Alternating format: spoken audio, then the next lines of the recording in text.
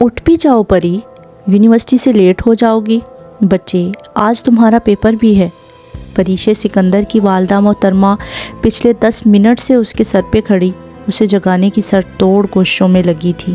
بلا آخر پیپر کے نام پہ وہ ایک دم اٹھ کھڑی ہوئی۔ ہائے امی جان، آپ نے پہلے کیوں نہیں بتایا کہ میرا پیپر ہے؟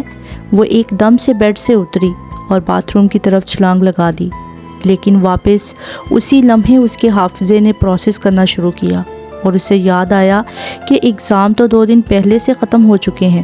چہرے کے بگڑتے تاثرات کے ساتھ وہ ایک دم اپنی والدہ کی طرف مڑی۔ اس کا بس نہیں چل رہا تھا کہ وہ اپنی پیاری سی امی جان کو کیا کہے۔ وہ اپنی نیند سے بیدار تو ہو چکی تھی، سو جگائے جانے کا سبب بھی بتا دیا جائے۔ آنکھوں میں نیند لیے دوبارہ لیٹتے ہوئے اسے مصنوعی غصہ آیا۔ پریش سکندر جہاں اور مہتاب جہاں کی اکلوتی منتوں سے مانگی ہوئی اولاد تھی۔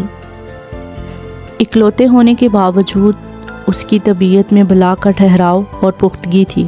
پوچھنے پہ اس کی ماں نے اسے بتایا کہ اس کے والد کے ایک قریبی دوست اسے اپنے بیٹے کے لیے دیکھنے آ رہے ہیں، اور اس بات کا ذکر اس سے پہلے بھی ہو چکا تھا، جسے اس نے تب اتنا سنجیدہ نہیں لیا تھا۔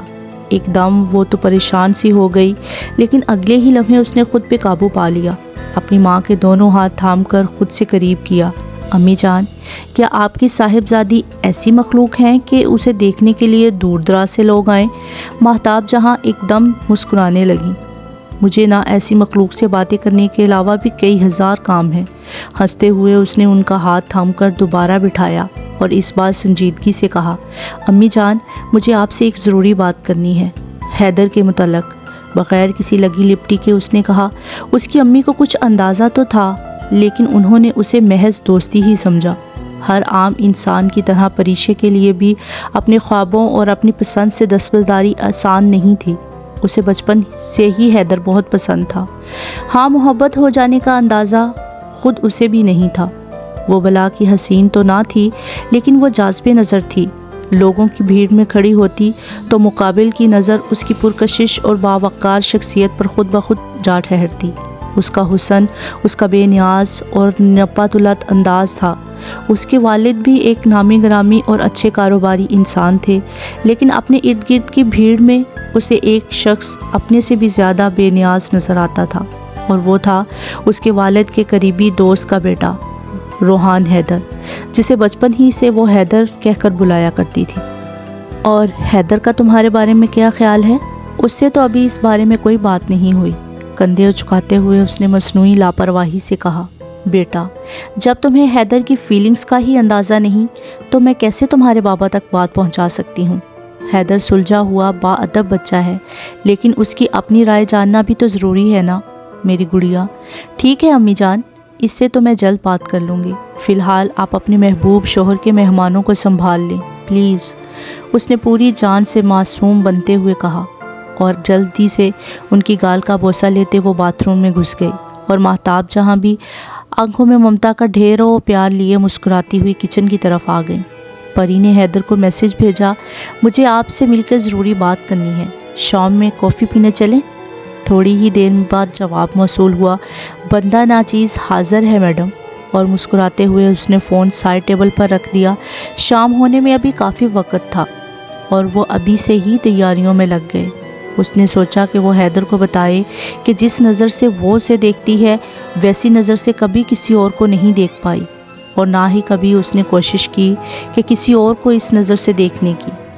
وہ اس سے کہے گی کہ سامنے وہ ہو تو پھر سامنے کچھ نہیں رہتا، اور فوراً اس کی محبت کا مداح ہو جائے گا، اور اسے اس کی محبت سے کہیں زیادہ محبت سے جواب دے گا، کیونکہ اس نے اپنی زندگی کے 22 سالوں میں ہمیشہ بن مانگی محبت اور اپنائیت وصولی تھی۔ لیکن یہاں سے تقدیر شروع ہوتی ہے، اور تقدیر کبھی بھی اپنی خواہشوں کے تابع نہیں ہوتی۔ پھر آپ آنسوؤں کی ندیاں بہا دیں یا دنیا ادھر کی ادھر کر دیں، جو آپ کا نصیب نہیں وہ بس نہیں ہے، اور وہ آپ کو نہیں ملتا۔ اس سے بھی بڑی ستم ظریفی یہ ہے کہ جو آپ کے لیے تخلیق نہیں کیا گیا ہوتا نا، دل بھی اسی ہی کی طرف مقناطیس کی طرح کھنچتا چلا جاتا ہے۔ اس ایک سراب کے آگے ہم باقی ساری محبتوں کے لیے اندھے ہو جاتے ہیں۔ ہم اسی ایک پر اڑ جاتی ہیں جس ایک کے سوا ساری دنیا سے ہمیں نوازا گیا ہوتا ہے۔ ٹھیک 2 گھنٹے بعد وہ دونوں قریبی ایک ریسٹورنٹ میں بیٹھے تھے۔ سیاہ ٹی شرٹ پہنے حیدر اس کو ہمیشہ کی طرح نظر لگ جانے کی حد تک خوبصورت لگ رہا تھا۔ معمول کا حال احوال پوچھنے کے بعد حیدر نے کہا، پری یار، اچھا کیا تم نے ملنے کا پلان کر لیا، مجھے تم سے ایک نیوز شیئر کرنا تھی۔ ارے واہ، چلو شاباش، شروع ہو جاؤ۔ تو جناب، آج کی تازہ خبر یہ ہے کہ میں بہت جلد شادی کرنے والا ہوں، بغیر کسی لگی لپٹی کے اس نے کہا، اور پریشے جہان کو لگا کہ وہ اگلا سانس نہیں لے سکے گی۔ اقبال انکل ہیں نا، جن کے گھر بچپن میں ہم دونوں بہت جایا کرتے تھے اور پھر وہ انگلینڈ شفٹ ہو گئے تھے ان کی بیٹی انایا کے ساتھ۔ پری، تمہیں یاد ہے نا انایا؟ اپنے فون میں مگن اس نے پری سے یوں بات کی جیسے یہ خبر بھی اس کے لیے معمول کی باتوں میں سے زیادہ اہم نہ تھی۔ تمہیں پسند ہے انایا؟ اپنے اندر بہت ساری قوت جمع کر کے اس کی آنکھوں میں دیکھتے ہوئے پریشے نے پوچھا۔ پسند ناپسند کچھ نہیں ہوتا پریشے، 2 لوگ جب ایک دوسرے کے ساتھ رہتے ہیں تو ایک دوسرے کی پسند بھی بن جاتے ہیں۔ تم بتاؤ، تمہارا آگے کا کیا پلان ہے؟ فون میز پر رکھتے ہوئے بلا آخر پری کی طرف متوجہ ہو کر پوچھا۔ اور اگر 2 لوگ ساتھ رہ کر بھی ایک دوسرے کی پسند نہ بن پائیں تو؟ پری نے حیدر کے سوال کو نظر انداز کرتے پوچھا۔ تو ان میں سے کوئی ایک اپنے اس رشتے کے ساتھ مخلص نہیں ہونا چاہتا۔ ایسا ہو ہی نہیں سکتا کہ جسے ہم خلوص اور ایمانداری سے اپنائیں، جس سے محبت کرنے کی نیت باندھتے ہوئے اپنے رب کو گواہ بنائیں، پھر وہ بھلا ہماری پسند نہ بن پائے۔ اور پری، محبت کی ساری برکت تو کہتی ہیں نا نکاح میں ہے، تو ہم نکاح سے پہلے نکاح کی برکت کو کیسے پا سکتے ہیں؟ ہاں، حیدر نے سادگی سے مسکراتے ہوئے اسے سمجھایا، اور اس کے سامنے گونگوں کی طرح دنگ بیٹھی پریشے کو لگا اس کے سارے سوال ہی ختم ہو گئے ہیں۔ کیا وہ اس کے چہرے کی طرف دیکھتے ہوئے اس کی اڑی ہوئی رنگت کو نہیں سمجھ پا رہا تھا؟ تو تمہیں انایا سے محبت نہیں ہے؟ شدت ضبط سے کانپتی ہوئی آواز اور سرخ حیرت زدہ آنکھیں لیے اس نے پوچھا۔ اس وقت اس سے زیادہ معصوم سوال کی توقع حیدر کو اس سے تھی بھی نہیں۔ فون میز کے کونے پر رکھتے ہوئے حیدر نے پریشے کی طرف مسکراہٹ سے دیکھا۔ پریشے، جس بھی انسان کو دل میں جگہ دینی چاہو اس سے محبت بھی ہو جاتی ہے، اور اپنی بیوی کو جب پورے خلوص سے اپناؤں گا تو ظاہر ہے محبت بھی کروں گا۔ ابھی کیسے میں اس سے محبت کر سکتا ہوں بتاؤ؟ اور جس سے تمہاری شادی ہوگی اس سے تمہیں محبت بھی ہو جائے گی، ایک ساتھ رہنے سے۔ لیکن ایک بات ہے، اگر تم اس سے محبت کرنا ہی نہیں چاہو گی تو تم کو نکاح کا بھی کوئی فائدہ نہیں پہنچنے والا۔ اس نے مسکراہٹ سے اپنی بائیں آنکھ دباتے ہوئے پریشے کا موڈ ٹھیک کرنے کے لیے بولا۔ پری، سادہ سی زندگی ہے 4 دن کی، اسے اتنا سوچ کے کمپلیکیٹ نہیں کرتے، ہمیشہ دل میں جگہ رکھتے ہیں۔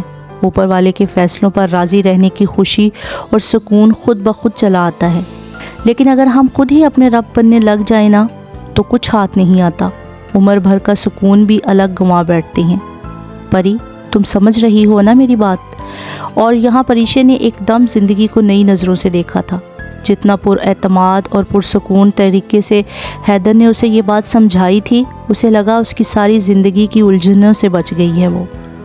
وہ بھی پریشے سکندر تھی، محبتیں مانگ کر لینا اس کو بھی منظور نہیں تھا۔ ایک لمحے میں فیصلہ کرتے ہوئے اس نے واپس اسی مسکراہٹ اور اعتماد سے حیدر کو دیکھا تھا، اور پھر واپسی کے راستے پر اس نے اپنی پوری زندگی کی ہر چیز پر نظر دوڑائی تھی۔ ساری بات ہی ہمارے اپنے نقطۂ نظر کی ہوتی ہے۔ جب ہم مثبت نظر کی اینک سے دیکھتے ہیں نا اپنے ارد گرد تو ساری دنیا بھلی لگتی ہے۔ اپنی ہی آنکھیں ہی اچھا دیکھنے کے قابل نہ ہوں تو ہمارے ارد گرد سب بدصورت ہوتا ہے، حتیٰ کہ ہم خود بھی۔ خود کو سونپ دینا ہمیشہ ہی ہلکا کر دیتا ہے۔ تقدیر سے بغاوت کی سوچ ہمیشہ انسان کو ہلکان کر دیتی ہے، اور انسان صرف تھکتا ہے اور تھکتا ہی چلا جاتا ہے۔ اس نے کار کی کھڑکی کھولتے ہوئے اپنا سر سیٹ کی پشت سے ٹکا دیا۔ ایک مسکراہٹ کے ساتھ اسے اپنا آپ پانی پہ تیرتے کسی پرندے کے پر کی مانند لگا اور پرسکون لگا۔ ایک ہی لمحہ لگتا ہے ہمیں اپنے آپ کو بے سکونیوں کی طرف دھکیلنے میں، اور ایک ہی لمحہ لگتا ہے پوری ایمانداری اور خلوص نیت سے سر تسلیم خم کر دینے میں۔